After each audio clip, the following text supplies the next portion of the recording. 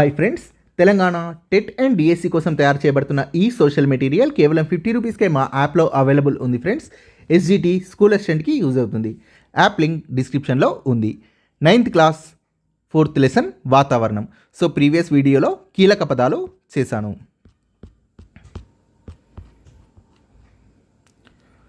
సూర్యుడి నుండి వెలువడే హానికరమైన కిరణాల నుండి వాతావరణం మనల్ని కాపాడుతుంది.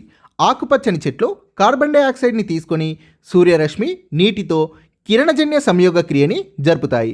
ఫలితంగా వాటి నుండి మనం జీవించడానికి అవసరమయ్యే అనేక పోషకాలు లభిస్తాయి. వాతావరణం వానని కూడా ఇస్తుంది. వర్షంలోని అధిక భాగం నీళ్లు మహాసముద్రాల నుండి వస్తాయి. వాతావరణం లేకపోతే చాలా రాళ్ళు కోతకి గురయ్యేవి కావు. మనకు అనేక రకాల నేలలు ఉండేవి కావు. అనేక రకాల పంటలు పండించగలిగే వాళ్ళం కాదు. సో వాతావరణానికి రాళ్లను కోసే శక్తి కూడా ఉంది. సో 322 కిలోమీటర్ల పైనుండి తీసిన భూమి ఫోటో ఇది. భూమికి మరియు ఇక్కడ నల్లగా ఉన్న విశ్వానికి మధ్య ఉన్న సన్నటి నీలం పట్టి వాతావరణం. సో నీలం కలర్లో కనబడుతున్న ఈ సన్నని పట్టి వాతావరణం. భూమి చుట్టూ ఉన్న వాయువుల సముద్రం వాతావరణం.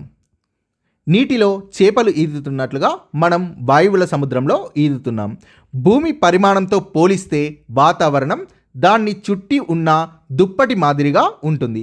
వాతావరణం దాదాపు 1000 కిలోమీటర్ల మందం ఉంటుంది. నాసా ప్రకారం భూమి బాస్కెట్బాల్ అంత ఉంటే వాతావరణం దాని చుట్టూ సన్నటి ప్లాస్టిక్ పొర మాదిరి ఉంటుంది. నాసా అంటే national aeronautics and space administration. NASA అనేది అమెరికా అంతరిక్ష సంస్థ.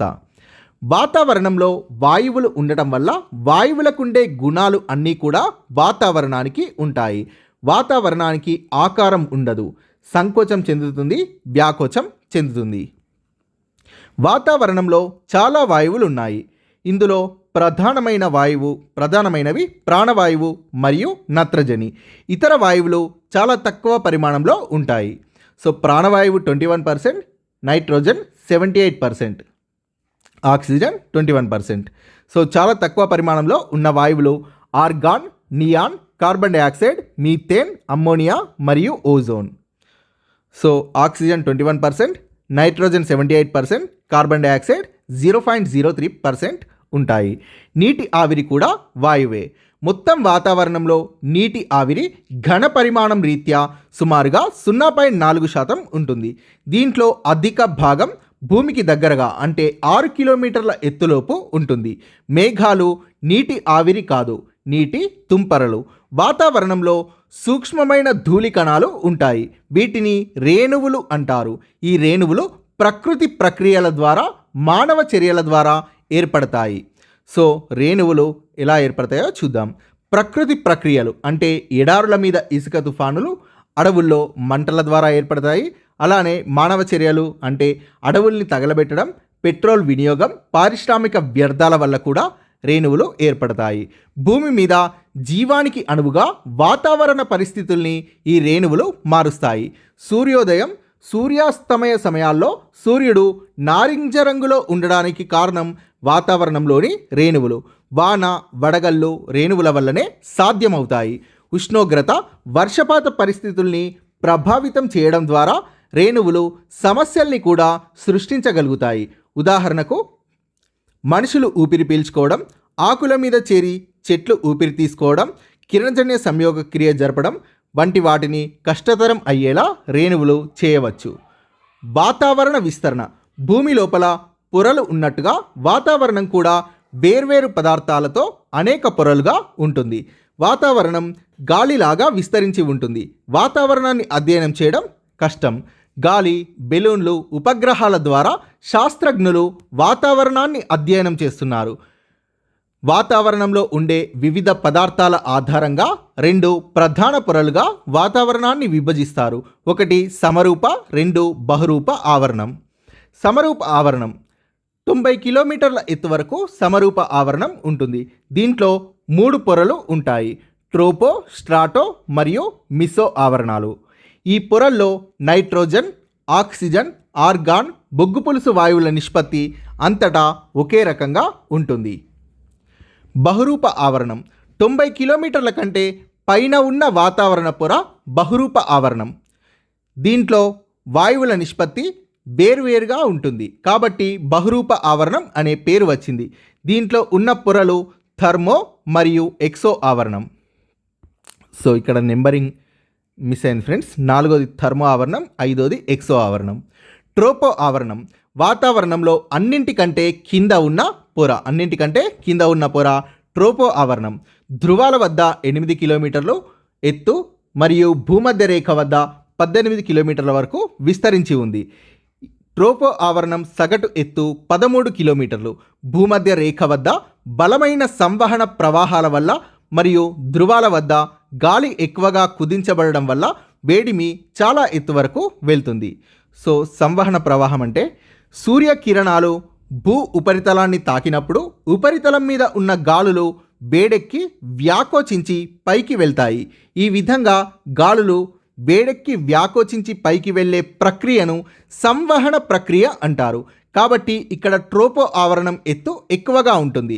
వాతావరణంలోని మొత్తం వాయువుల్లో 75% వరకు దాదాపుగా మొత్తం ధూళి కణాలు, తేమ అంతా కూడా ట్రోపో ఆవరణంలోనే ఉంటాయి. శీతోష్ణ స్థితులు, వర్షపాతం వంటి వాతావరణ అంశాలన్నీ ట్రోపో ఆవరణంలోనే సంభవిస్తాయి. ఈ పొరలో పైకి వెళ్తున్న కొద్దీ ఉష్ణోగ్రత తగ్గుతూ ఉంటుంది. దీన్ని సాధారణ క్షీణతా క్రమం అంటారు. ట్రోపో ఆవరణంలో నీటి బిందువులు ద్రవీభవనం, బాష్పీభవనం కావడం, అవపాతం, వర్షపాతం, తుఫానులు ఇవన్నీ జరుగుతాయి. సో ఇది ట్రోపో ఆవరణం.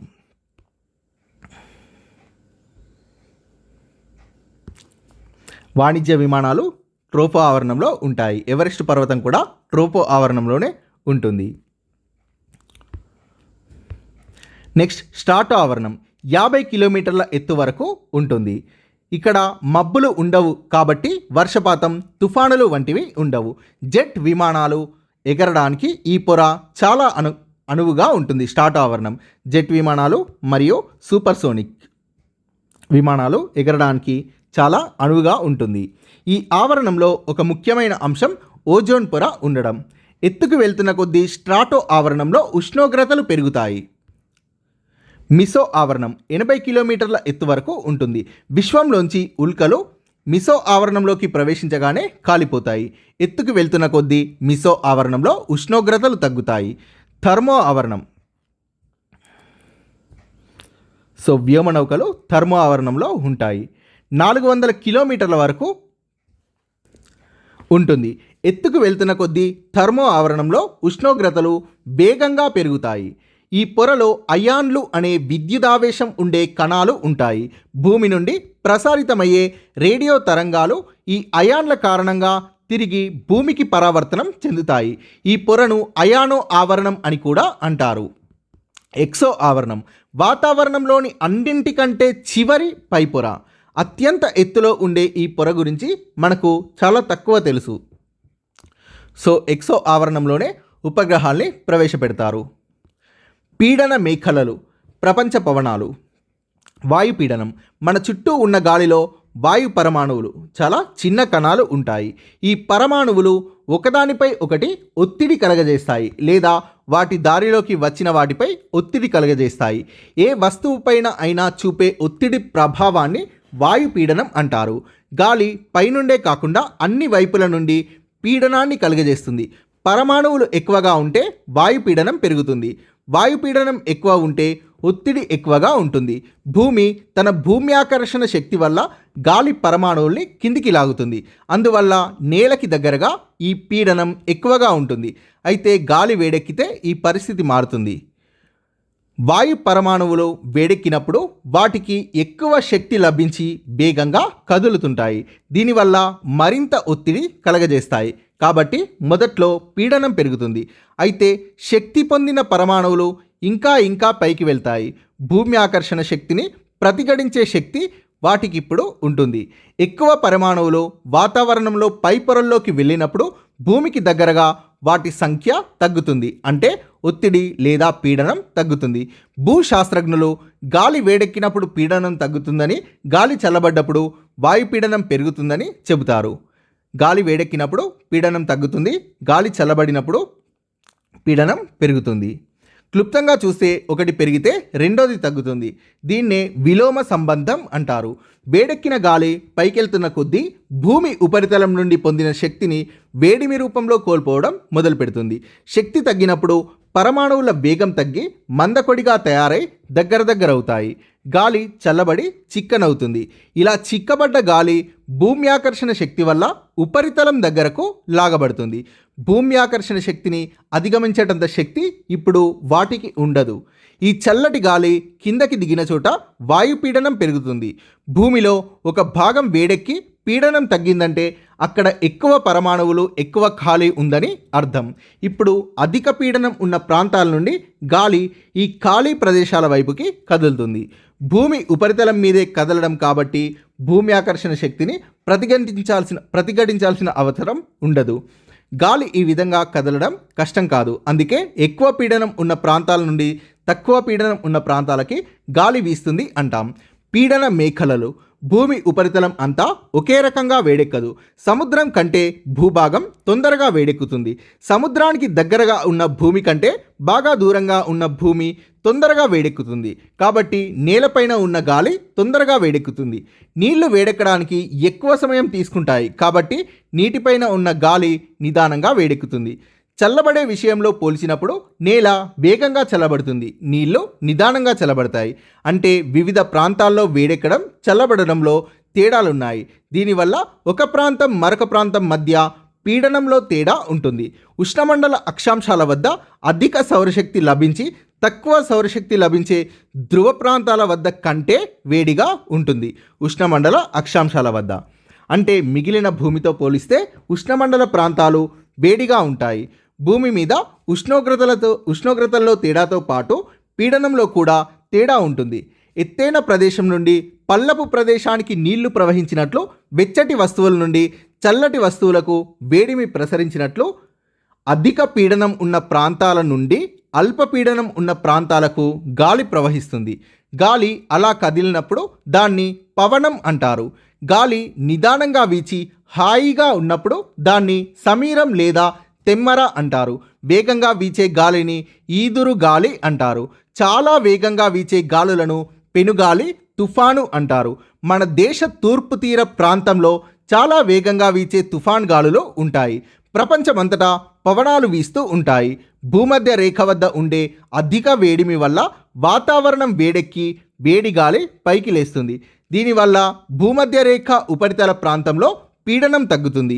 ఈ తక్కువ పీడన మేఖలను భూమధ్య రేఖ తక్కువ పీడన మేఖల అంటారు. దీన్ని అంతర ఆయన రేఖ అభిసరణ ప్రాంతం లేదా ICTZ inter tropical convergence zone అని అంటారు. ఈ గాలి పైకి లేస్తూ ఉన్నప్పుడు చల్లబడుతుంది. అలా చల్లబడ్డ గాలి పైకి వెళ్ళిన దారిలోనే మళ్ళీ కిందకి రాదు. వాతావరణంలో పై పొరల్లోకి చేరిన గాలి భూమధ్య రేఖ నుండి ఉత్తర దక్షిణార్ధ భూగోళాల వైపు వ్యాపించడం మొదలు పెడుతుంది. అలా కిందకు దిగిన చోట పీడనం అనేది ఎక్కువగా ఉంటుంది. ఈ ప్రాంతాన్ని ఉప ఉష్ణమండల అధిక పీడన మేఖల అంటారు. కిందకు వచ్చిన ఈ గాలి భూమి ఉపరితలాన్ని తాకగానే రెండుగా చీలుతుంది. ఒక భాగం భూమధ్య రేఖ తక్కువ పీడన ప్రాంతం వైపు వెళ్ళి అక్కడికి చేరుకోగానే వేడెక్కి మళ్ళీ పైకి లేస్తాయి. ఈ విధంగా భూమధ్య రేఖ ప్రాంతంలో గాలుల ఆవృతం కొనసాగుతుంది. సో రెండవ భాగం నేలను తాకిన గాలిలో రెండవ భాగం తక్కువ పీడనం ఉన్న దాని పై అక్షాంశం వైపుకి వెళ్తుంది. ఉత్తర దక్షిణ ధృవాల దగ్గర గాలి చాలా చల్లగా ఉండడం వల్ల ఉత్తరంలో ఆర్కిటిక్ వలయం, దక్షిణంలో అంటార్కిటిక్ వలయం దగ్గర పీడనం ఎక్కువ ఉంటుంది. ఇది ఉపధ్రువ అల్పపీడన మేఖల కంటే ఎక్కువ ఉంటుంది. కాబట్టి ధృవగాలులు తక్కువ పీడనం ఉండే ఈ ప్రాంతంలోకి వీస్తాయి. సాధారణంగా పవనాలు సమశీతోష్ణ మండలం నుండి ఉష్ణమండలానికి, ఉత్తరం నుండి దక్షిణానికి లేదా దక్షిణం నుండి ఉత్తరానికి తిన్నగా ప్రవహిస్తాయని అనుకుంటాం. కానీ ఈ పవనాలు ఉత్తరార్ధ భూగోళంలో కొద్దిగా కుడివైపుకు, దక్షిణార్ధ భూగోళంలో కొద్దిగా ఎడమవైపుకు వీస్తాయి. భూమి తన అక్షం మీద తన చుట్టూ తాను తిరుగుతున్న ప్రభావం అంటే భూభ్రమణం వల్ల ఈ విధంగా జరుగుతుంది. దీన్నే కొరియాలిస్ ఎఫెక్ట్ అని అంటారు. ఇది భూమధ్య రేఖ వద్ద శూన్యంగాను ధ్రువ ప్రాంతాల వద్ద అత్యధికంగాను ఉంటుంది కొరియాలిస్ ప్రభావం. కాబట్టి ప్రపంచం అంతటా నిరంతరం వాతావరణ ప్రసరణ జరుగుతూ ఉంటుంది.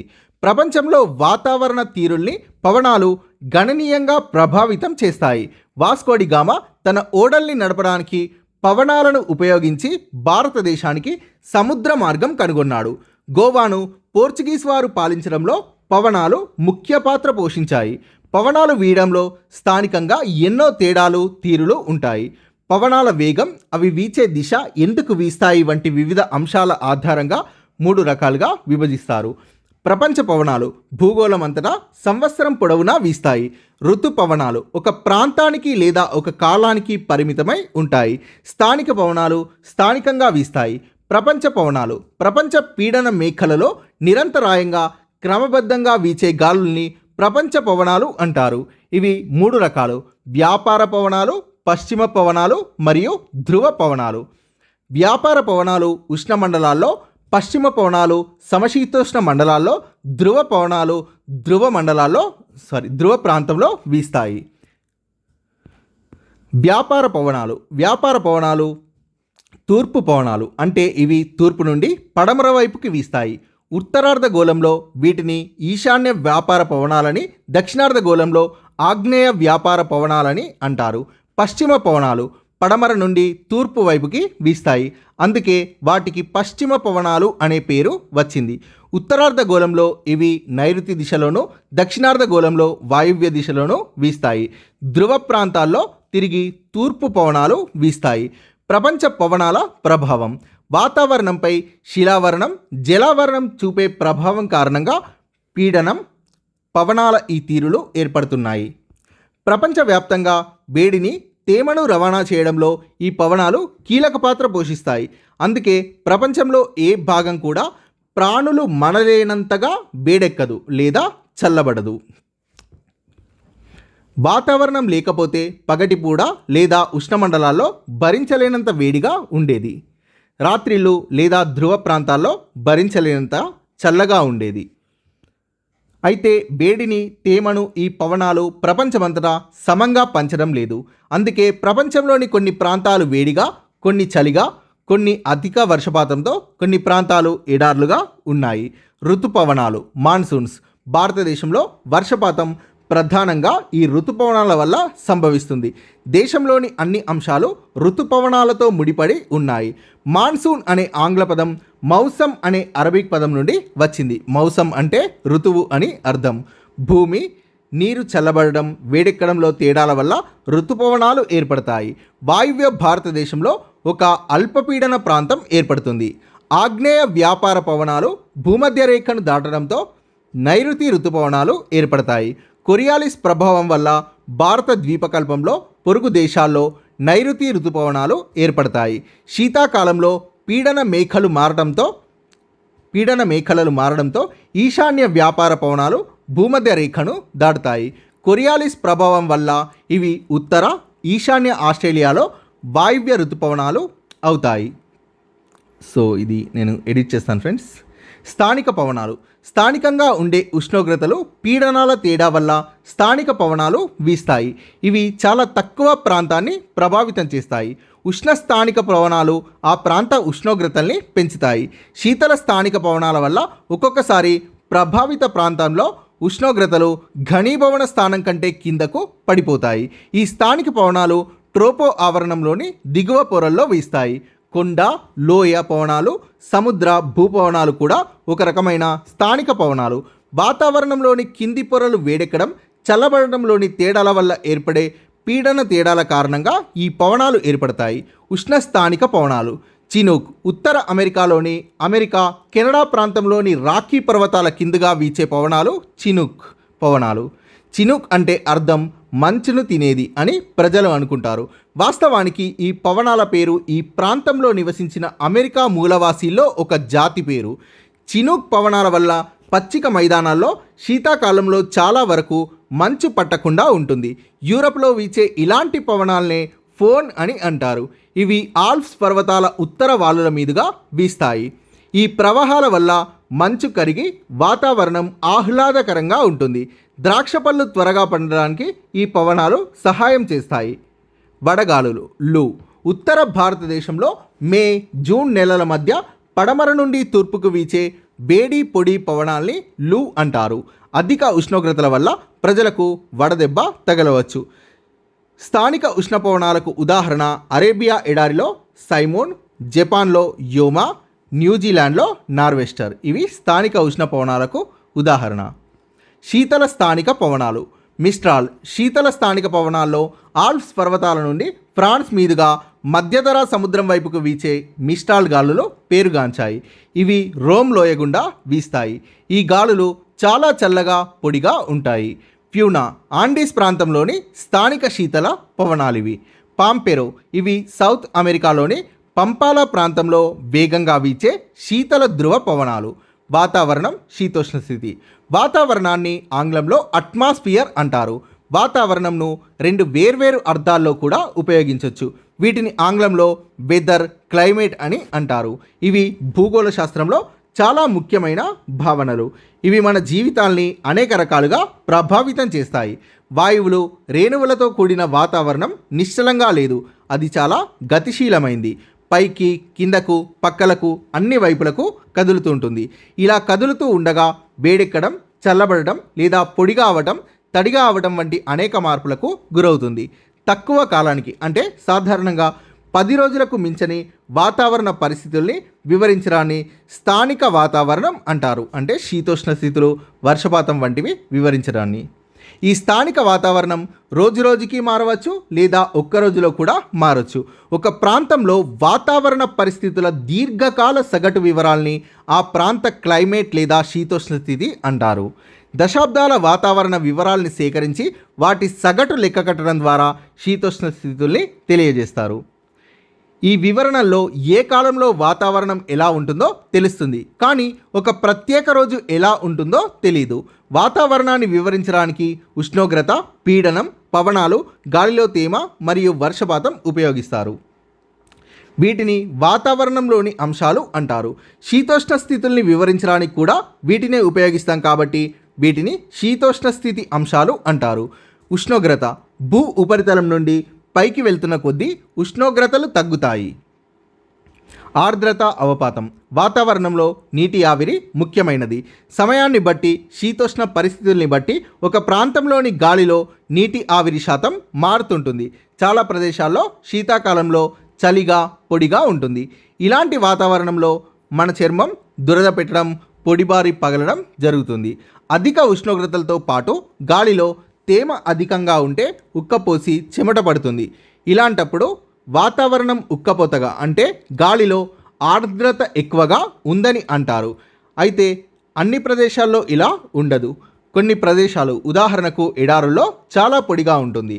వాతావరణంలోని తేమ జలాశయాల నుండి నీరు ఆవిరి కావడం ద్వారా, ముక్కల నుండి బాష్పోత్సేకం ద్వారా వాతావరణంలో తేమ వస్తుంది. గాలిలో తేమ ఎక్కువగా ఉన్నప్పుడు చెమట ఆవిరి కాదు కాబట్టి అది మనల్ని చల్లబరచదు. ఆర్ద్రత తక్కువగా ఉంటే దాహంగా అనిపిస్తుంది. ఆర్ద్రతను సాపేక్షంగా పేర్కొంటాం, నేరుగా పేర్కొన్నాం.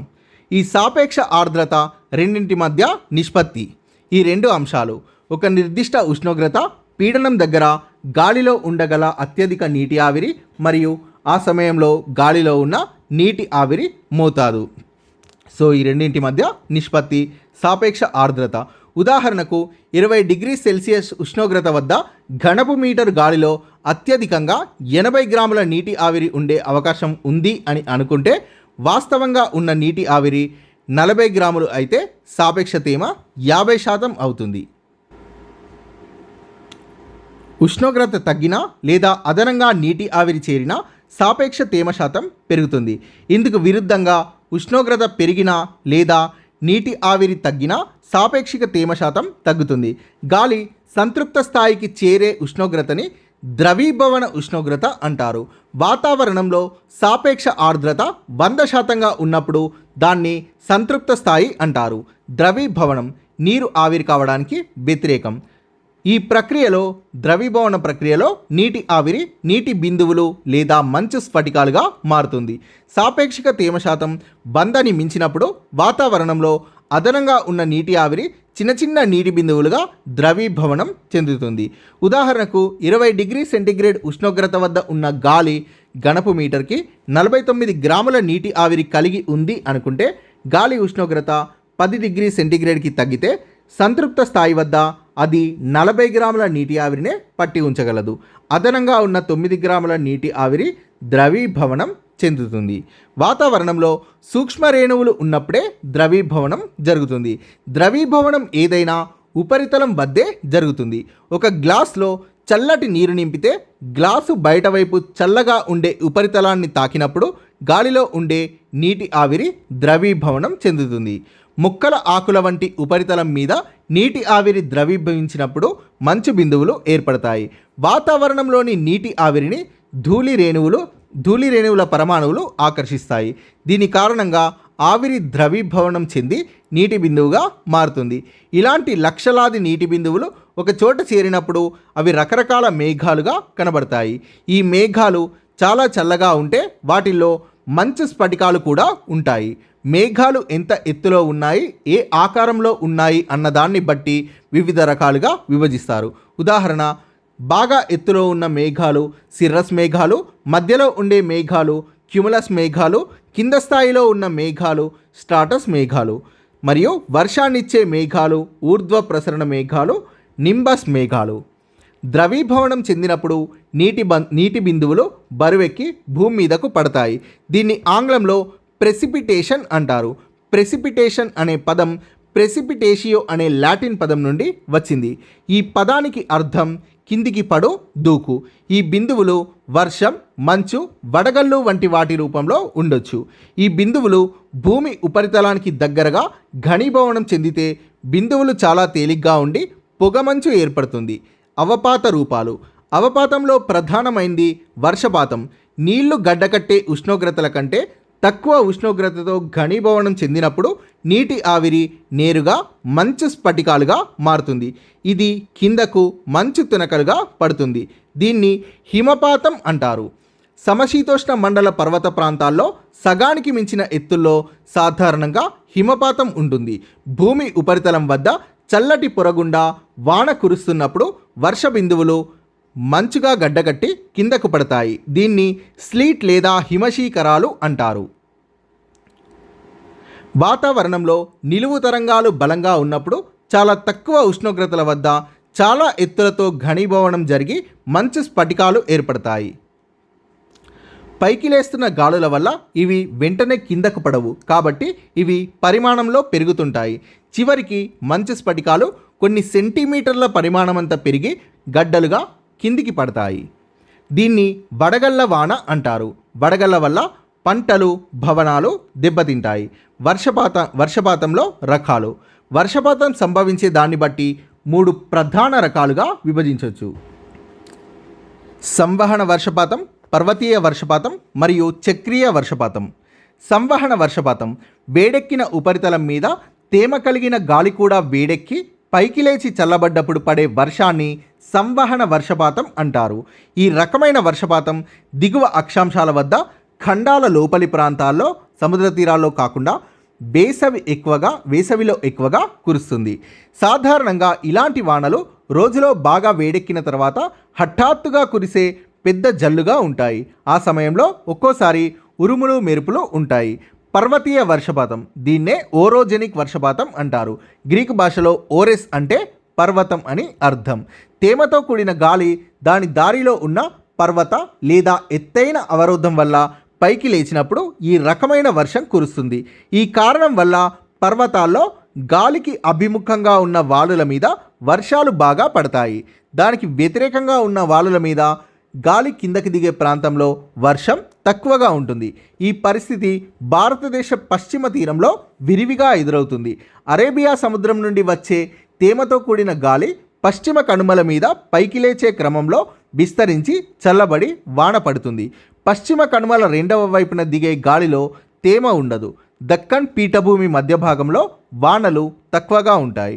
కాబట్టి ఈ ప్రాంతం పొడిగా ఉంటుంది. దీన్ని వర్షఛాయ ప్రాంతం అంటారు. చక్రీయ వర్షపాతం, తుఫాను లేదా అల్పపీడన ద్రోణితో ఈ రకమైన వర్షపాతం ముడిపడి ఉంది. ఇవి 2 రకాలు. ఒకటి ఉష్ణ ప్రాంతపు తుఫానులు, 2 సమశీతోష్ణ ప్రాంతపు తుఫానులు. కైక్లోన్ అనే గ్రీకు పదం నుండి సైక్లోన్ అనే ఆంగ్ల పదం ఏర్పడింది. కైక్లోన్ అనే గ్రీకు పదానికి అర్థం తిరుగుతున్న అని అర్థం. ఉష్ణ ప్రాంతపు తుఫానులు. ఉష్ణ ప్రాంత తుఫాన్ అనేది ఉష్ణ ప్రాంతాల్లో ఏర్పడే వెచ్చటి మధ్య భాగం ఉండే సుడిగుండం. దీని వ్యాసం చాలా చిన్నగా అంటే కొన్ని వందల కిలోమీటర్లు ఉండి దాదాపు గుండ్రంగా ఉంటుంది. ఉపరితల పీడనం చాలా తక్కువగా ఉండి గాలులు సెకనికి 33 మీటర్ల వేగంతో వీస్తాయి. ఇవి వెచ్చటి సముద్ర ఉపరితలాలపై ఏర్పడి భూమి వైపుకి కదులుతాయి. 26 డిగ్రీ సెల్సియస్ నుండి 27 డిగ్రీల సెల్సియస్ మధ్య. కదులుతున్న తుఫాన్ వల్ల గాలులు పైకి లేచి ఈ గాలి వల్ల వానలు పడతాయి. చల్లగా, పొడిగా, ఘనంగా ఉన్న గాలులు వెచ్చగా, తేమగా, తేలికగా ఉన్న గాలుల్ని కలిసినప్పుడు సమశీతోష్ణ ప్రాంతపు తుఫాన్లు సంభవిస్తాయి.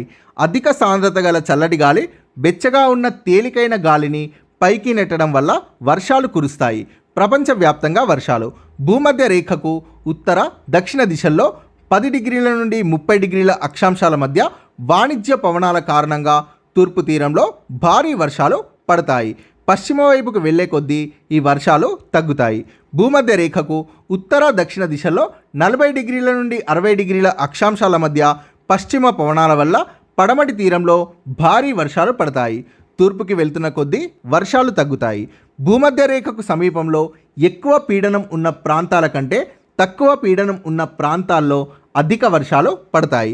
ఖండాల మీద కంటే సముద్రాల మీద వర్షాలు ఎక్కువ పడతాయి. Thank you friends. Please subscribe this channel.